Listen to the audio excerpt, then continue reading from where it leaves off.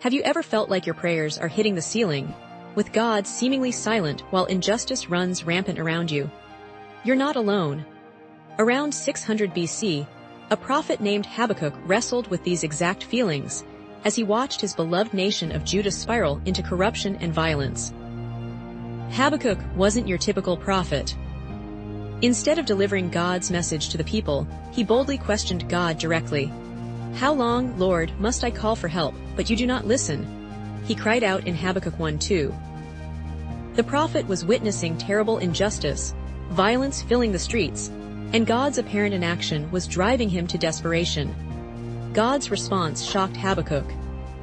The Lord revealed he was raising up the Babylonians, a fierce and ruthless nation, to judge Judah. But this answer only deepened Habakkuk's confusion. How could a holy God use an even more wicked nation to punish his own people? It seemed like fighting fire with gasoline. Faced with this perplexing revelation, Habakkuk made a crucial decision. He climbed up to his watchtower, a high place where guards would scan the horizon for approaching armies or messengers. But Habakkuk wasn't watching for earthly visitors. "I will stand at my watch and station myself on the ramparts. I will look to see what he will say to me," he declared in Habakkuk 2:1. In that watchtower, Habakkuk embodied patient faith. He didn't storm off in anger or abandon his relationship with God. Instead, he positioned himself to wait and listen. This wasn't passive resignation, but active expectation, like a soldier at his post or a farmer watching for rain clouds. God honored Habakkuk's patient positioning.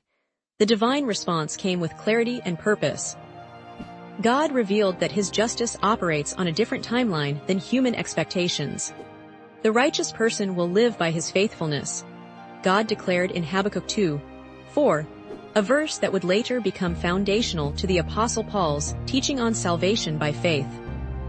God showed Habakkuk that even the mighty Babylonians would face judgment for their pride and cruelty.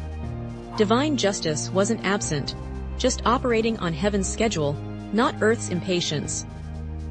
Habakkuk's transformation from complaint to confidence teaches us profound lessons about waiting on God.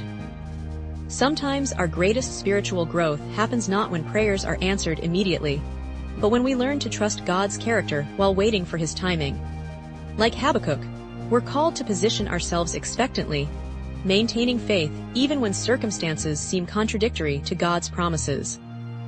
The watchtower represents our posture of patient faith, where we choose trust over anxiety, hope over despair, and God's wisdom over our limited understanding.